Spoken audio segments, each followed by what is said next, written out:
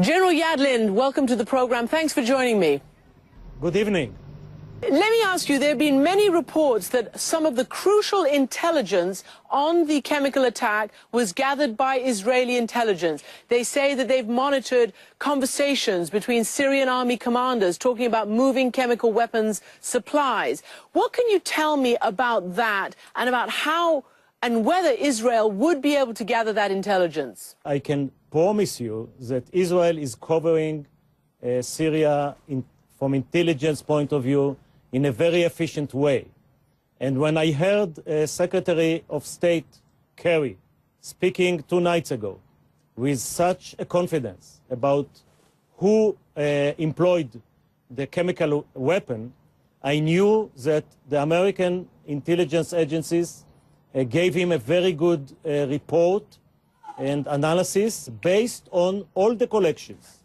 And since the two countries are cooperating, sharing data and analysis, I'm sure the Israeli input was very significant. So you believe that Israeli electronic surveillance could have picked up these conversations between these commanders? Yes, it is a very reasonable assumption. I'm saying that the American intelligence community is very, very careful after Iraq 2003. And I know personally most of them. I know personally General Klepper, who is the DNI. And once again, when I hear the determination of Secretary Kerry, I know that the intelligence is very solid.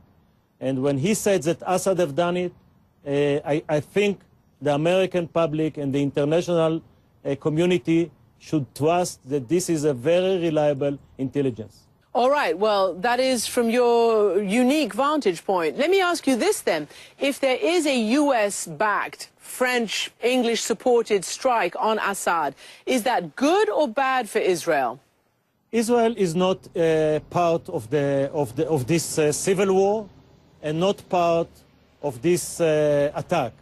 However, I think the interests are overlapping, and what's important to America, to Great Britain and to France is important to Israel. And let me tell you what is important. The fact that a leader employed chemical weapon against his people is something that unforgivable and should not be repeated. This is interest of Israel as well as the rest of the coalition. The fact that Assad, who have killed 100,000 people, this is a moral position, a moral interest. 100,000 people, not with chemical weapon, not with unconventional weapon, with simple rocket bombs and airplanes and tanks. This man should be punished. In that case, what does the US and whoever coalition partners it manages to gather, what do they need to do to make that strong signal that you are calling for? Because up until now, the public sort of sphere is full of the notion of limited strikes on maybe some airfields, on some weapons depots, but not wide-scale strikes to topple the regime or seriously degrade the regime's military capability. What should the US do? It should be limited in the fact that this is not a boots on the ground. It's not another war in a Middle East country that you have to send your Marines and army. It should be limited by the means, but not by the scope and not by the target.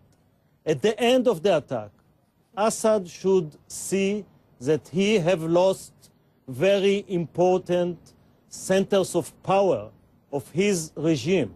It can be the Air Force, it can be the air defense, it can be the chemical weapon military array, it can be the surface-to-surface missile.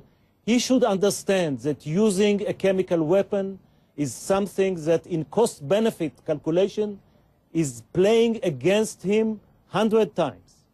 General, in cost-benefit calculations, what do you think the cost to Israel will be? Will Assad, will Syria respond? Will its allies Hezbollah respond if there is an attack? I think the Americans discussed in the last couple of days two strategies. One, a strategy of punishment and deterrence, and second, a strategy of changing the powers in Lebanon and in a way getting rid of Assad. They have decided to go to the first strategy. This strategy keeps Assad in place, even though with a different power. Assad calculation will be based only on the survival of the regime. The bottom line is that the chances, if the attack on Syria will be limited, focused, and a punishment attack, and not an attack to overthrow Assad, the chances that he will choose attack on Israel are quite low, even though we have to be prepared.